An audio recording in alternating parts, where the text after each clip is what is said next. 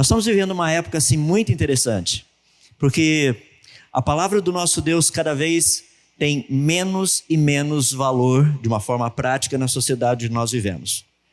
Vamos ser bem sinceros. Quantos de nós gastamos tempo procurando conhecer nas Escrituras como gerenciar dinheiro nessa época que nós vivemos? O pessoal chega para mim e fala assim, não dá tempo, eu tenho que pagar as contas. Eu entendo, mas para pagar as contas é bom a gente gerenciar o dinheiro da maneira como Deus nos manda gerenciar o dinheiro. Nessa época confusa em que as pessoas não sabem mais o que elas são. Rapaz, eu comento com as pessoas essa ideologia de gênero que tem rodado o mundo afora. Fala assim, não precisa ficar preocupado. Pergunte para as suas células. Se você tem algumas dezenas de trilhões delas, elas vão te dizer quem você é. Se você é XX mulher ou XY homem. Você não precisa ter dúvida. Está guardado em você e você não consegue mentir para as suas células. Você e as suas células, quer dizer, faz parte do pacote, mas vocês vão morrer e as suas células vão dizer, eu te disse, eu te disse, eu te disse. Percebe, nós vivemos uma época onde literalmente nós estamos passando por uma crise muito grande, uma crise existencial assim absurda. A pergunta que nós temos a fazer é uma pergunta bem simples. Como tratar com os fundamentos? Porque no livro de Salmos nos é dito o seguinte, se os fundamentos forem removidos, o que o justo poderá fazer? E nós temos visto esses fundamentos sendo removidos assim diante dos nossos olhos dia a dia. Como tratar com isso? E eu queria tratar hoje com vocês um pouco, no livro de Romanos, falando a respeito dos fundamentos da revelação de Deus na criação. Ou seja, nós vivemos uma época em que a ciência ganhou uma posição que Deus nunca deu a ela.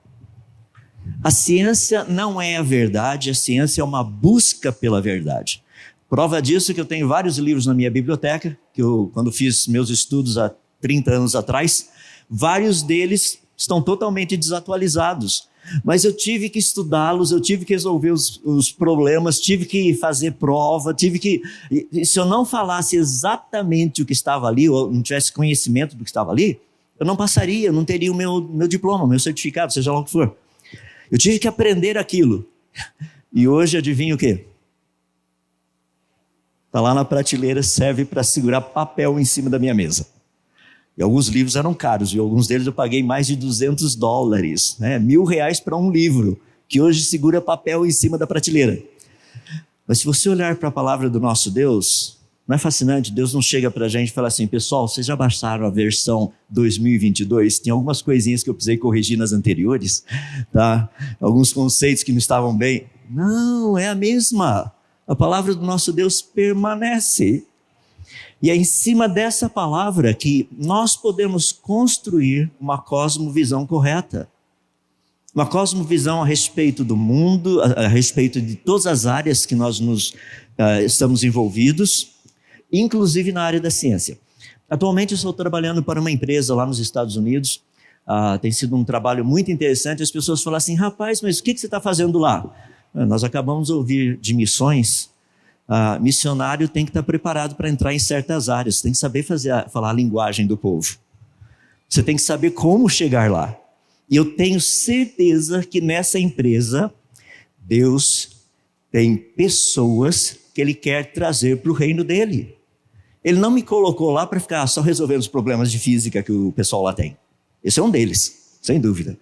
Mas você sabe que Deus tem sempre segundas intenções, quer dizer, eu vou colocar ao contrário, Deus tem sempre primeiras intenções e a gente fica com as segundas, então trabalhar lá é a segunda intenção. A primeira é que o reino dele avance. E é interessante como você de repente percebe que certas pessoas Deus vai colocando no teu caminho de uma forma um pouquinho diferenciada das demais. O contato é maior, a oportunidade de, deles te verem mais de perto, tudo isso é muito bonito. Então, como tratar com essas questões todas que nós temos, com a nossa vida? Então eu queria falar para vocês de uma base que é um pilar dentro do mundo que nós vivemos, mas que a palavra do nosso Deus dá uma ênfase muito grande. Livro de Romanos, capítulo 1, gostaria de ler alguns versos com vocês, começando no verso 18.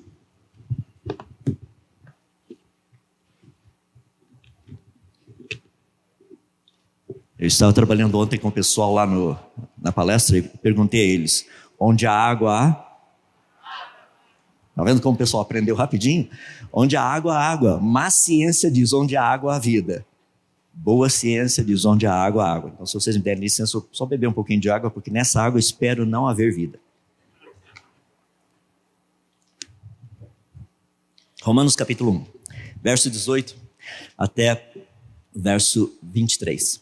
Portanto, a ira de Deus é revelada do céu contra toda impiedade e injustiça dos homens que suprimem a verdade pela injustiça. Pois o que de Deus se pode conhecer é manifesto entre eles. Por quê? Deus lhes manifestou. Pois desde a criação do mundo, os atributos invisíveis de Deus, seu eterno poder e sua natureza divina, têm sido vistos claramente. Interessante, eles são invisíveis, mas são vistos claramente. A gente precisa pesquisar um pouquinho a respeito disso. Têm sido vistos claramente, sendo compreendidos por meio das coisas criadas, de forma que tais homens são indesculpáveis. Porque tendo conhecimento de Deus, não glorificaram como Deus e nem lhe deram graças. Olha que coisa impressionante. Mas os seus pensamentos tornaram-se fúteis e os seus corações insensatos se obscureceram. Dizendo-se sábios, tornaram-se loucos e trocaram a glória de Deus, do Deus imortal por imagens de hominídeos. Opa, na sua Bíblia não está assim, né? Desculpa, essa é uma versão revista e atualizada do Adalto. Por imagens feitas segundo a semelhança do homem mortal, bem como de pássaros, quadrúpedes, répteis, e a lista vai. Vamos orar. Querido Deus, nós estamos uma vez mais diante da Tua palavra, gratos porque ela é a Tua revelação. Nós não precisamos sair correndo atrás tentando descobrir o que o Senhor pensa, o que o Senhor acha, mas o Senhor graciosamente nos revelou. Pedimos a Ti, ó Deus, nesses momentos que passarmos juntos, clareza de pensamento, pedimos clareza também para ouvir, e que aquilo que ouvirmos possa fazer sentido, possa fazer parte da nossa vida, possa nos ajudar a como viver nos dias de hoje, dias tão difíceis, pessoas assim, um mundo totalmente desnorteado. Viver de maneira digna do Teu Evangelho, viver de uma forma que agrada ao Senhor. Se nós oramos humildemente no nome de Jesus, ajuda-nos. Amém. O livro de Romanos é muito interessante porque o apóstolo Paulo está escrevendo essa carta a uma igreja, obviamente na cidade de Roma, e ele procura corrigir algumas coisas. Alguns conceitos, algumas ideias erradas que essa igreja tinha no que diz respeito ao Evangelho. Lembra que a essência da nossa vida é o Evangelho. Jesus disse, ide e pregai o Evangelho. O Evangelho são as boas novas, isso tem que permanecer, são boas novas todos os dias na nossa vida. E eu creio que você sofre do mesmo problema que eu sofro, que muitas vezes o Evangelho parece um pouquinho distante, né? Eu levanto segunda-feira de manhã, já estou preocupado com as coisas que vão acontecer, com o que tem que ser feito. E às vezes o Evangelho parece que fica no banco de trás do meu carro à medida que estou indo para o trabalho. É por isso que eu resolvi fazer o seguinte, vou todos os dias de manhã, indo para o trabalho, eu vou ouvir um sermão. Então, todo dia de manhã estou indo para o trabalho, são 45 minutos, 50 minutos, é o tempo normalmente que o pregador gasta para pregar. Se o sermão é muito curto, dá para ouvir 2. E se é muito longo, eu ouço o que falta quando eu estou voltando para casa. Por quê? Eu quero que o Evangelho tenha primazia. Eu estou dizendo que é uma luta, você deve ter essa luta, eu tenho essa luta. Nós não colocamos Deus como prioridade na nossa vida o tempo todo. Um dia será assim. E que abençoado dia vai ser esse. Mas por enquanto nós lutamos com essa dinâmica, essa vida, nós, o mundo ao nosso redor, nosso inimigo, querendo nos afastar, nos levar para longe do Senhor, dos pensamentos do Senhor. E Paulo, de uma forma muito bonita, trabalha esse aspecto com essa igreja, trazendo novamente alguns conceitos errôneos que essa igreja tinha com respeito ao Evangelho. E uma das coisas que ele trata, logo no seu comecinho, é a respeito da revelação de Deus. Eu gostaria só de colocar de uma forma bem simples para nós entendermos. Deus se revela a nós de 3 formas diferentes, através de 3 livros. Eu vou pegar as 3 principais e tem derivações dessas, tá? Mas as 3 principais são as seguintes. A que eu vou tratar aqui, que está no livro de Romanos, nesse primeiro capítulo, que é o livro das obras de Deus, a natureza. Deus se revela a todos os seres humanos, a todos, através da natureza. Não tem como. E a gente vai discutir um pouquinho a respeito disso. Ao mesmo tempo, Deus se revela a nós também por meio do livro das suas palavras, a Bíblia. E a Bíblia é uma revelação espetacular, por quê? Porque nela nós entendemos o que Deus gosta, o que Ele odeia, o que Ele detesta, entendemos sobre o seu amor, entendemos também sobre a sua ira, nós entendemos sobre os seus propósitos para a nossa vida, entendemos quais são os alvos, quais são os planos, qual a maneira dele agir. Esse é o livro das suas palavras. Mas também tem um terceiro livro, que é um livro espetacular, que é o livro da sua imagem, Jesus Cristo. Ali nós vemos o homem perfeito, porque essa é a parte da humanidade, Jesus, o segundo Adão, fazendo tudo aquilo que deveria fazer. Já imaginou você e eu, se nós pudéssemos voltar no tempo, conviver com Jesus 24 horas? Rapaz, ele nunca estaria errado, toda discussão ele estaria certo. Imagina se nós fôssemos irmãos de Jesus, pequenininhos, lá crescendo junto. Imagina, toda briga, quem é que está certo? Jesus. Chega da escola, todas as notas boas são dele. Já imaginou projeto de ciência, se tivesse naquela época? Não sei se tinha ou não, mas projeto de ciência, Jesus chega lá em casa todo feliz com a mochilinha dele, pendura a mochilinha, mãe, posso ajudar? O que o senhor quer que eu faça? Daí entre os outros irmãozinhos todos chateados, né? Ninguém nem pergunta para a mãe, ninguém fala nada. Daí a Maria ia perguntar, o que aconteceu com vocês? Jesus tirou 10 de novo no projeto de ciências. Também, né? Percebe? Ele é a imagem, ele é o livro da imagem de Deus. Quando nós lemos os evangelhos, nós vemos quem ele é. Nós vemos como nós deveríamos ser.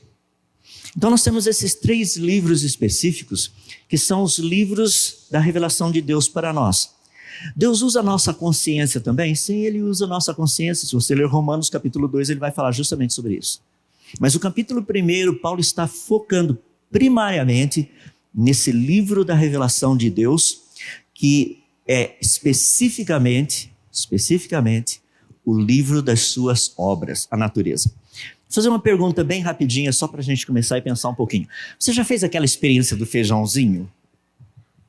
Praticamente essa é a única experiência que a gente faz aqui no Brasil, não é só do feijãozinho. De qualquer forma, quer fazer uma experiência legal com feijãozinho? Vamos fazer uma experiência científica, tá? Compre papel celofane, sabe aquele papel transparente? Compre uma folha vermelha, uma amarela, uma azul, uma verde, uma transparente. Você vai comprar transparente para quê? É para efeito psicológico. Mas compre as 5. Daí você pegue um copinho, coloque o algodãozinho, coloque 5 feijãozinhos, mas não pega copinho transparente não, porque senão não funciona, tá? Pegue um copinho que seja opaco, ou seja, a luz não passa, só vai passar pela parte de cima, onde tiver o topo. Então ali dentro você coloca o seu algodão, você vai colocar 5 feijãozinhos em cada um deles, e você vai fechar a tampa do copo com o papel celofane. Um vai ser verde, outro vai ser amarelo, outro vai ser azul, outro vai ser vermelho, outro é transparente para efeito psicológico. Você coloca os 5 ali, e todo dia coloca lá, na janela, ou seja onde for, deixa os 5 lá. Pergunta, em qual dos 5 o feijãozinho vai crescer mais rápido? Porque está filtrando frequências de luz. Tem um deles só vai entrar verde, o outro só vai entrar vermelho, o outro só vai entrar amarelo, o outro só vai entrar azul. E, obviamente, o transparente, por efeitos psicológicos, vai passar todas as frequências. Em qual deles o feijãozinho cresce mais rápido? Isso eu vou deixar para você fazer em casa. Experiência para a próxima semana. Na semana que vem, daqui um mês, você vai olhar e falar assim, estou lembrando do Adalto que ele falou lá. Isso é experiência científica. Não é fascinante? Daí você vai parar e pensar, a hora que você olhar isso aí, você vai chegar e falar assim, deixa eu dar uma olhadinha lá na internet, quais são as frequências de luz que o Sol emite? São as mais importantes. Quais são as que ele menos emite? E qual a relação disso? Você vai falar assim, agora entendo, é por isso que as plantas são desse jeito. Errado, é por isso que Deus criou o sol e as plantas desse jeito. Porque os dois se encaixam. Deus é um Deus que trabalha com eficiência. Para que ele ia colocar uma estrela que produz um monte de coisa que a gente não usa? Deus é um Deus eficiente. Mais uma, só para a gente pensar, eu estou falando um pouquinho dessa revelação de Deus, daí a gente vai entrar no texto. Você já plantou milho ou feijãozinho, né? Vamos voltar ao feijãozinho aí. Planta o feijãozinho lá no fundo do quintal. Obviamente você vai querer um pé de feijão. Só por curiosidade, pé de feijão produz o quê? Ser humano produz o quê? Ser humano. Interessante, nós nunca evoluímos, não é assim que funciona? É bem reto e direto, por quê? Porque Deus deixou evidências para nós entendermos todas essas coisas. Mas pega o seu grãozinho de feijão lá. Você já percebeu que no feijãozinho vem escrito assim do lado, este lado para cima?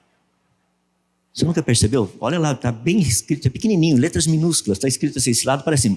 Porque se você plantar do lado errado, ele vai crescer para baixo, e a raiz fica para cima, não funciona. Não é assim, certo? Você coloca o feijãozinho lá, não é interessante que o pezinho de feijão vai para cima? Quer fazer uma experiência legal? Pegue um feijãozinho, coloque em volta um fiozinho, pode ser fio de cobre bem fininho, e tem que ficar num lugar úmido. Então você pendura esse feijãozinho no meio do algodãozinho.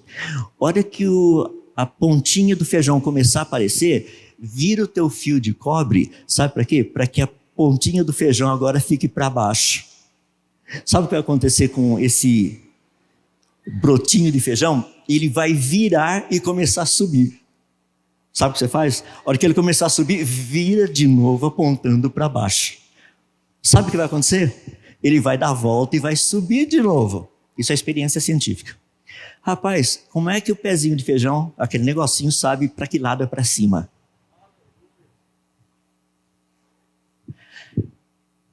Percebe? Tais homens são indesculpáveis. A evidência está em todo lugar, até num simples feijãozinho.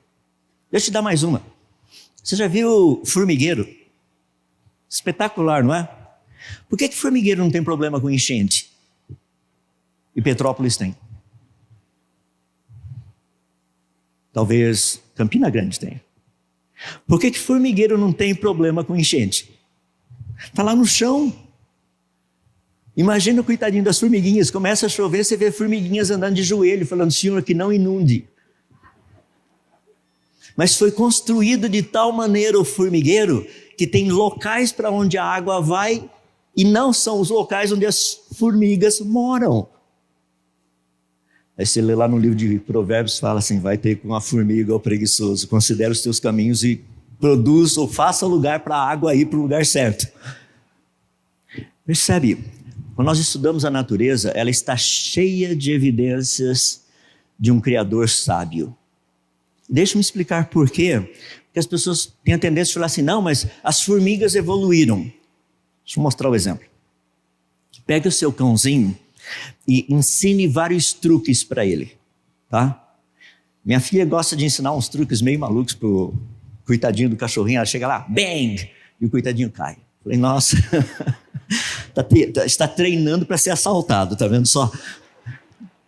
Agora olha que legal. Vamos supor que minha filha pegasse o cãozinho que ela tem, bem treinado, achasse uma fêmea, tá? Uma cachorrinha, uma cadelinha, e treinasse a fazer exatamente os mesmos truques que o cãozinho dela faz. Os dois cruzassem e nascessem filhotinhos. E daqui uns meses os filhotinhos estão grandes o suficiente para você chegar e fazer bang! O que eles iriam fazer? Nada. Porque isso não passa de uma geração para outra. Ei, peraí, como é que as formiguinhas aprenderam a fazer formigueiro? Porque isso não passa de uma geração para outra. Não é impressionante? Deus se revelando. O problema maior é que precisamos entender o que essa dinâmica nos mostra. O que seria isso? O texto de Romanos começa dizendo algo muito interessante no verso 19, que é o seguinte: portanto, a ira de Deus é revelada do céu. Percebe? A ira de Deus é revelada. Se ela não tivesse sido revelada, nós não saberíamos. Nós não teríamos noção disso. É aquele negócio, Deus é amor. Sim, Ele é, está correto isso. Mas Deus também se ira. E o texto nos diz que Ele se ira do céu. Rapaz, seria tão bom se Ele irasse daqui de baixo, mas é lá de cima. Porque lá de cima é possível ver todas as coisas. Eu digo lá de cima em todos os sentidos, tá? Na física não faz sentido, porque lá de cima, por exemplo, minha filha mora na Coreia do Sul. Eu teria que dizer lá embaixo, que é do outro lado. Mas quando eles olham para cima, também é o lugar onde Deus está. Eu estou falando de lugar físico, tá? Então a ira de Deus é revelada do céu e ela é revelada contra toda impiedade e injustiça dos homens que suprimem a verdade pela injustiça. Esse é um texto fascinante que Paulo está nos mostrando, e eu imagino que ele tem em mente muitas coisas que aconteceram lá no Velho Testamento, onde Deus revelou a sua ira. Talvez nas mensagens que Jesus falou a respeito do final dos tempos, da ira de Deus. Todo esse contexto de uma ira sendo revelada, e tem uma razão específica a respeito disso. Se você olhar bem o texto aí, você vai perceber que essa ira é contra toda impiedade e injustiça. Você percebe que o in que está na frente aí significa não. Não piedade, não justiça. Ou seja, uma mudança radical daquilo que deveria ser para aquilo que não é. Não é fascinante que nós vivemos num mundo onde seria prático, totalmente prático, nós sermos ensinados nas nossas escolas sobre a criação. Isso deveria ser o normal. Imagina se nós pudéssemos pegar alguns dos nossos grandes eruditos de hoje, ateus ou seja lá o que for, levar de volta lá no comecinho da história para conversar com Adão. Imagina esse pessoal falando assim: Adão, realmente você não sabe nada, nós evoluímos. Acho que Adão ia olhar para o cidadão e falar assim: rapaz, você não tem noção, deixa eu mostrar para você. Adão ia levantar a camisa falando: não tenho nem umbigo, fui criado. Como é que você explica não ter umbigo? As pessoas falam: mas Adão nunca existiu. É mesmo? Como é que a gente sabe que ele nunca existiu? Porque a ciência de hoje é tão interessante que ela diz que todos nós viemos do Adão Y. Por que não do João Y? Eu até brinco com o pessoal que Deus criou Adão e Eva, Ele não criou Adão e Ivo. Se tivesse criado Adão e Ivo, estariam só os dois no planeta até hoje. Não foi por aí. Percebe? Aquilo que seria o óbvio, nós deveríamos perceber de uma forma bem simples, bem clara. A criação, isso é o que deveria ser ensinado. Mas isso é o que está na Bíblia, na área de ciência. Nós não podemos tratar de teologia. Sim, vamos tratar só de ciência. A ciência aponta, ela mostra claramente que nós somos criados. Essa é uma das razões da ira de Deus, que estão pervertendo, trocando aquilo que é a verdade por aquilo que é mentira. Deus tem uma ira. Deus está irado, e eu posso garantir que Ele está também irado contra os nossos sistemas de ensino. Porque está sendo ensinado a mentira no lugar da verdade. E a mentira está sendo ensinada como sendo a verdade, e a verdade tem sido dito que é mentira. Então nós precisamos entender onde nós estamos no meio disso. Lembra? Paulo está querendo ajudar a igreja de Roma a corrigir certas coisas. Provavelmente dentro da igreja de Roma haviam pessoas que tinham um pouquinho de dificuldade com essa questão da criação. Isso não é algo novo. Lá na Grécia Antiga, cerca de 600 anos antes de Cristo, já haviam filósofos dizendo que tudo teria evoluído da água. Há 600 anos antes de Cristo, já haviam povos que acreditavam que vida teria evoluído. Os egípcios, há quase 1000 anos antes de Cristo, acreditavam que pequenas minhoquinhas na margem do Nilo teriam evoluído em seres humanos. Pessoal, essa ideia de evolução não é nova. Nunca foi. Então Paulo está trabalhando com essas pessoas ali em Roma, procurando ajudá-los, falando: primeira coisa, lembrem-se da ira de Deus contra todos aqueles que mudam a verdade, chamam a verdade de mentira e chamam a mentira de verdade. Mas Paulo dá uma razão do porquê disso. Por que Deus sente-se irado? O porquê da ira dele? Verso 19 e verso 20 falam de uma forma muito específica a respeito disso, do porquê dessa ira de Deus. Porque Deus colocou o conhecimento dele à disposição para que as pessoas pudessem conhecê-lo. Olha o que o texto nos diz. Pois o que de Deus se pode conhecer é manifesto entre eles. Perceba duas coisas muito interessantes. O que de Deus se pode conhecer. Ou seja, o que é possível conhecer de Deus, que Deus quer que as pessoas conheçam, que é o básico, que é o que nós veremos no próximo versículo, é simplesmente espetacular. E é possível conhecer por quê? Porque Deus lhes manifestou. Rapaz, olha só que coisa fascinante, voa. Eu estou falando do passarinho que estava voando ali assim. Já imaginou a gente fazer coisa, quer dizer, nós temos feito coisas parecidas, eles só não se reproduzem. Então é bem interessante, sabe? A gente faz o passarinho voando e tudo mais, de qualquer forma. Percebe o contexto? Deus está falando o que é possível conhecer de mim através da criação. Eu fiz questão que as pessoas soubessem. Bem reto e direto, bem claro. Deus manifestou. Mas olha o verso 20, como Deus coloca isso de uma forma espetacular. Pois desde a criação do mundo, ou seja, desde Adão e Eva até agora, os atributos invisíveis de Deus, e aí Paulo menciona dois específicos, que é o que se pode conhecer por meio da criação: seu eterno poder e sua natureza divina, têm sido vistos claramente por meio, sendo compreendidos por meio das coisas criadas, de forma que essas pessoas elas são indesculpáveis. Ou seja, a razão da ira de Deus é que Deus se revelou, Ele deixou claro. Não tem como. Deus falou assim, olha, isso aqui é sinal de inteligência. Se você quer conhecer um pouquinho mais, vá hoje à tarde lá aprender um pouquinho mais sobre o design inteligente que nós encontramos na natureza. Planejamento. Complexidade. Isso não surge por acaso. No entanto, essas pessoas abandonam essa ideia de que Deus é o autor por trás de tudo isso. E o que acontece? Aí nós temos que ver por que Deus está tão irado assim dessa manifestação dele. Ou seja, o que de Deus se pode conhecer é manifesto entre eles, é por isso que eles são indesculpáveis. E as duas coisas que Paulo cita são muito interessantes. Eles assim, primeiramente, que os atributos invisíveis de Deus são claramente vistos. Então, como que algo invisível pode ser claramente visto? Deixa eu me dar um exemplo e daí eu vou discutir um pouquinho mais o contexto. Um dos atributos invisíveis de Deus é ser eterno. Isso não é visível. Não tem como ver. Deus é eterno. Como é que eu sei que Deus é eterno? Ou, pior ainda, o que significa ser eterno? Para que eu e você entendêssemos o que significa ser eterno, que é um atributo invisível de Deus, Ele criou o tempo.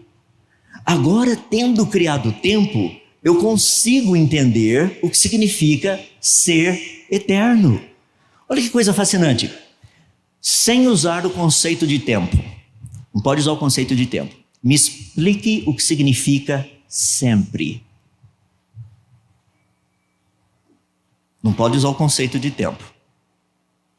Deixa eu pegar o outro lado, o negativo. Tente explicar o que significa nunca. Imagina Deus chegar para a gente, se Deus não tivesse criado o tempo, e Ele dissesse o seguinte: eu sempre existi. Não faria sentido.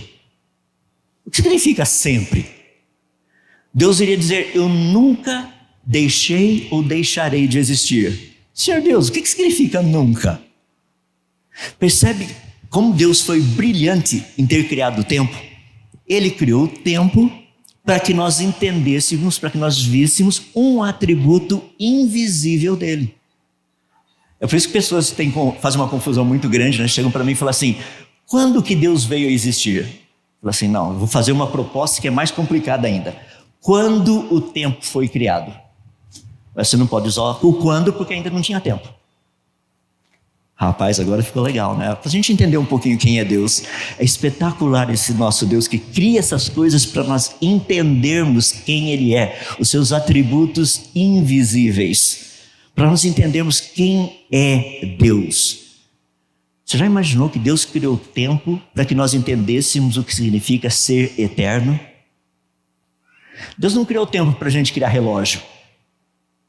Deus não criou tempo para a gente fazer fábricas de relógio e ganhar dinheiro com tudo isso. Não, Ele criou tempo para que nós entendêssemos um dos seus atributos invisíveis.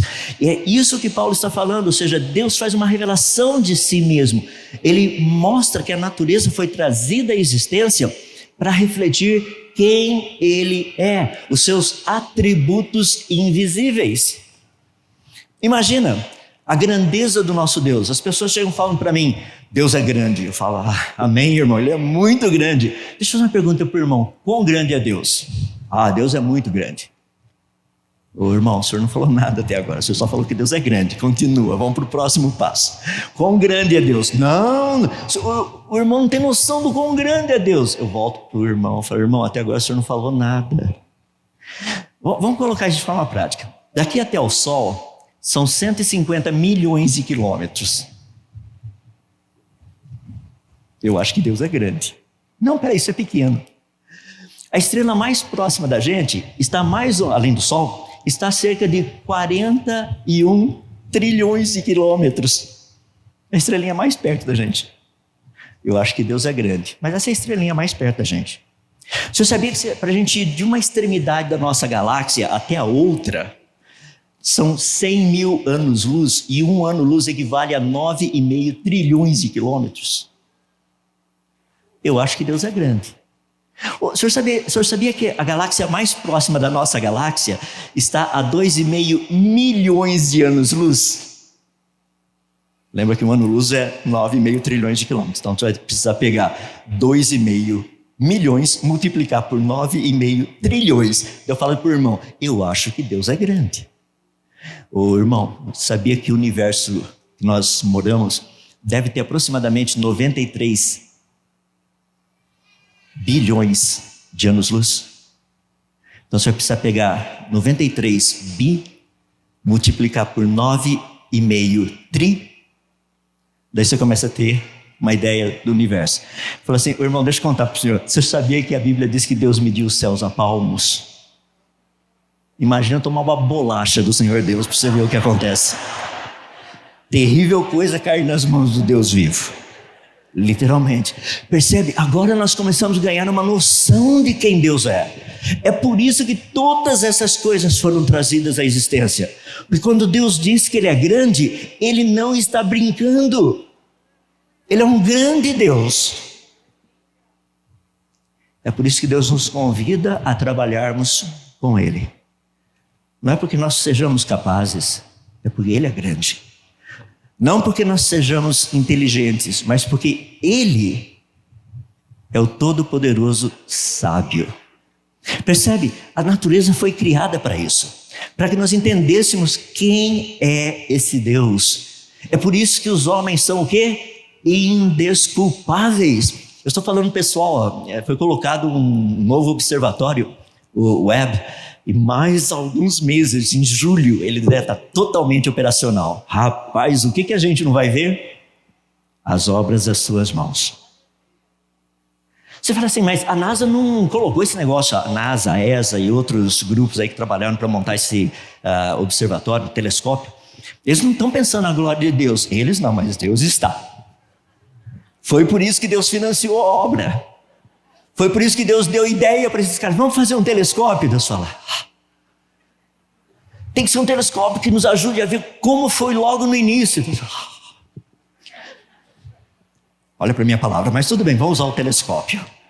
Dai a César o que é de César, dai a Deus o que é de Deus. Vamos montar o telescópio, vamos olhar lá no comecinho, vamos ver. É porque o Hubble foi muito interessante. O Hubble consegue ver bem longe. E até agora o que o telescópio Hubble nos mostrou é que o universo foi criado. Então eles querem ir um pouquinho mais longe porque vão ver. Talvez lá longe o universo não tenha sido criado. Porque até onde a gente viu, o universo parece estar completo, complexo e perfeitamente funcional. Parece até Gênesis capítulo 1, quando Deus fala no 4º dia. As pessoas falam, a gente vai precisar ver um pouquinho mais longe. É por isso que eu estou super animado com o telescópio Webb. A gente vai ver pelo menos 10 vezes mais longe, com mais clareza. Já viu, né? Deus não gosta de coisa míope. Ele falou assim, vou deixar bem claro agora. Vamos colocar um bom telescópio, melhor ainda. Eu vou custear tudo, vou ter ideias brilhantes, o pessoal vai fazer e sabe o que é melhor ainda? Vai funcionar. Você consegue imaginar o que significa fazer com que um espelho de aproximadamente 1,60 m vire para um lado, para o outro, para cima ou para baixo, a uma distância de 3 átomos? Tenta fazer um motorzinho desse jeito. É espetacular o negócio. Está feito, está funcionando de acordo com o planejado. Eu não sei quantos de vocês, mas o que eu orei para que desse certo, para que o negócio não explodisse quando estivesse subindo, sabe? Falei, Senhor, por favor, o projeto foi tão bom até agora. Eu sei que o Senhor pode fazer qualquer coisa, mas coloca lá. E não é que Deus manda esse negócio, chega lá no que a gente chama de ponto de Lagrange, o ponto 2, e ele está parado, estabilizado, certinho, tudo abriu do jeito que era planejado, e agora eles só estão fazendo os alinhamentos dos espelhos e mais alguns meses tudo funcionando. Para quê? Para o louvor da sua glória. Para que aqueles que o conhecem possam olhar para as imagens, para os resultados dessa pesquisa e falar: Senhor, grandes são as tuas obras. Para que a gente possa olhar para todas essas coisas e falar: não há Deus como o Senhor. Percebe? É algo espetacular, porque toda essa parte da criação, é isso que Paulo está falando aqui. A natureza, os atributos invisíveis de Deus, todos eles podem ser claramente vistos. E Paulo fala algo aqui muito interessante, que é de uma forma muito específica, quando ele trata de uma característica especial. E essa característica especial que Paulo fala é tanto do seu eterno poder quanto da sua própria divindade. Isso é um negócio muito legal. Por exemplo, o que significa ser humano? Qual a diferença entre nós, seres humanos, e os primatas? Ixi, rapaz, agora vamos pegar no meu pé, porque eles ensinam que nós somos primatas. Primatas evoluídos. Eles, eu não. Eu conheço bem a minha família, todos os meus antepassados. Consigo chegar até o primeiro, tem uns pedaços ali no meio que eu não lembro muito bem, mas a partir de Noé para cá eu não tenho dúvida. Quer dizer, de Noé para lá, tá? Até Adão. Percebe? Nós estamos tratando com uma questão muito interessante, que o texto fala a respeito da natureza de Deus. O que significa ser Deus? Rapaz, como que Deus vai revelar isso para a gente? O que significa ser Deus? Imagina eu chegar para um chimpanzé e tentar explicar para o chimpanzé o que significa ser humano. Imagina Deus chegar para o ser humano e tentar explicar para o ser humano o que significa ser Deus. Você fala assim, você está comparando a gente com um chimpanzé? Não, eu elevei bastante a gente. Você não tem noção quem é Deus. Se ele fosse usar o raciocínio dele, com toda a sua sabedoria inteligente para se revelar a nós, eu e você sairíamos daqui abestalhados, sem ter a menor noção, nós não entendemos nada. Mas Deus nos faz conhecer de uma forma bonita. E o exemplo que eu gostaria de dar para vocês é algo muito interessante. Deixa eu começar primeiro dizendo que na língua grega, quando diz que o que se pode conhecer desses atributos de Deus, tanto o seu eterno poder quanto a sua própria divindade, que podem ser claramente vistos, sendo compreendidos. Aí é como nós conseguimos ver o invisível, por meio da compreensão.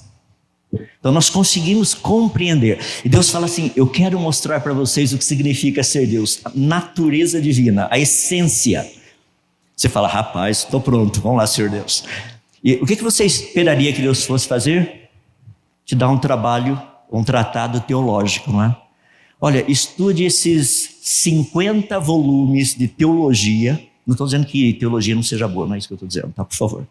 Estudem esses 50 livrões desse tamanho, 1000 páginas cada um de teologia, e daí você irá entender o que significa ser Deus. Sem dúvida, através das Escrituras nós aprendemos muito a respeito do que Ele gosta, como eu já mencionei, do que Ele odeia, todas essas coisas. Mas o que significa ser Deus? Por que Deus disse de uma forma tão bonita, tantas vezes no Velho Testamento, não existe outro Deus, não que eu conheça. Não tem nenhum. Como é que Deus pode fazer uma afirmação dessa? E aí entra a parte que é bonita, porque essa é uma evidência que está na natureza. Um dos cursos que eu fiz de matemática, que foi muito interessante, foi estudar geometria. Formas. Isso é muito legal, porque geralmente a gente estuda assim o círculo, né? Por falar nisso, quer ver que legal? O que seria uma reta? Descreva uma reta em função de um círculo. Hã? O diâmetro. Agora, como é que se faz agora? Porque...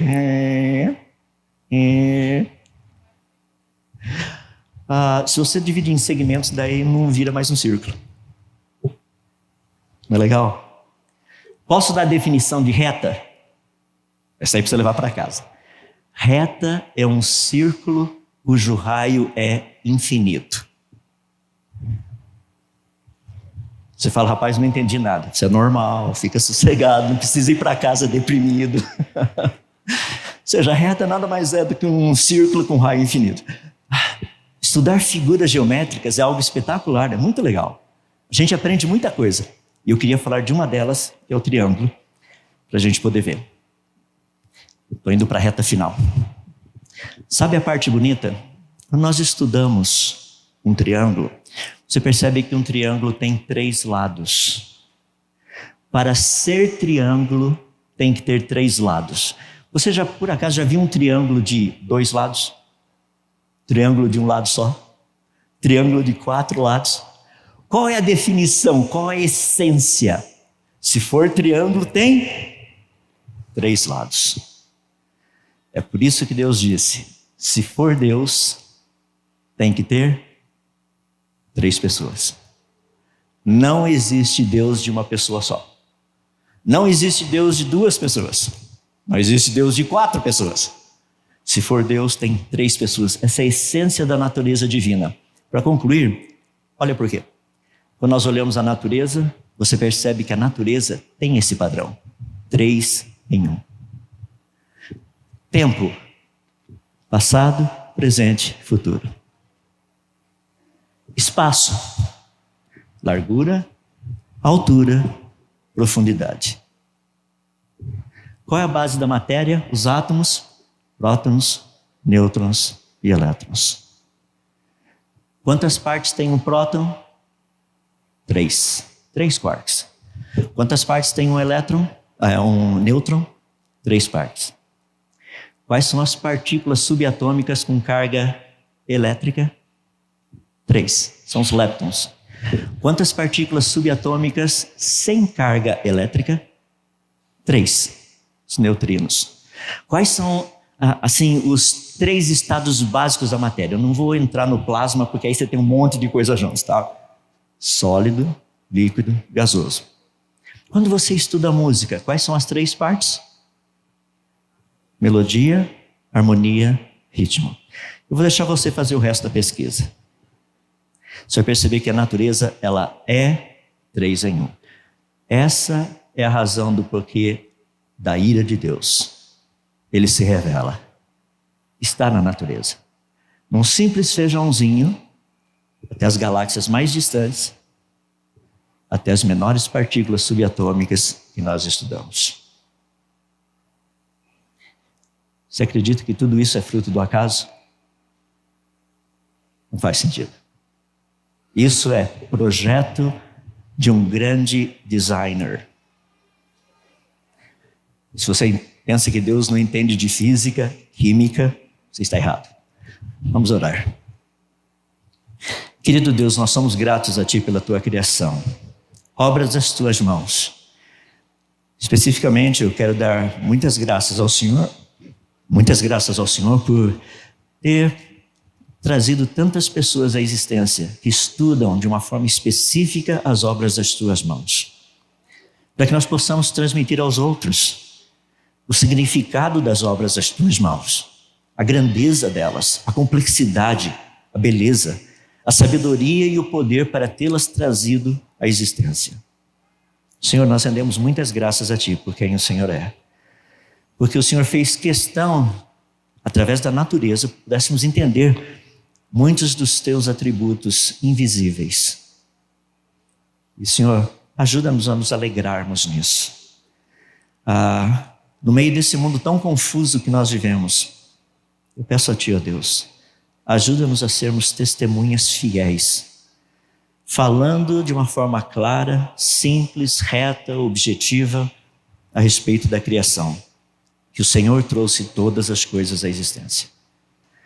E, ó Deus, nós rendemos glórias ao Senhor, damos graças a Ti, porque, como o Senhor mesmo disse na Tua palavra, não há Deus como mim mesmo. O Senhor é Deus. O Senhor é o grande Deus. Permite, ó Deus, que continuemos no meio dessa geração confusa, revoltada contra o Senhor, sermos instrumentos úteis nas Tuas mãos para o louvor da Tua glória, para falarmos e testemunharmos a respeito da verdade em todas as áreas. Continua abençoando esse evento, Pastor Elder, todos aqueles que fazem parte do pacote todo, e esse evento continue para o louvor da Tua glória. Se nós oramos humildemente no nome daquele que trouxe a todas as coisas à existência, o projeto todo foi da Trindade, mas Ele é o responsável por fazer com que todas as coisas tivessem vindo à existência. O próprio Senhor Jesus. Em nome dele nós oramos.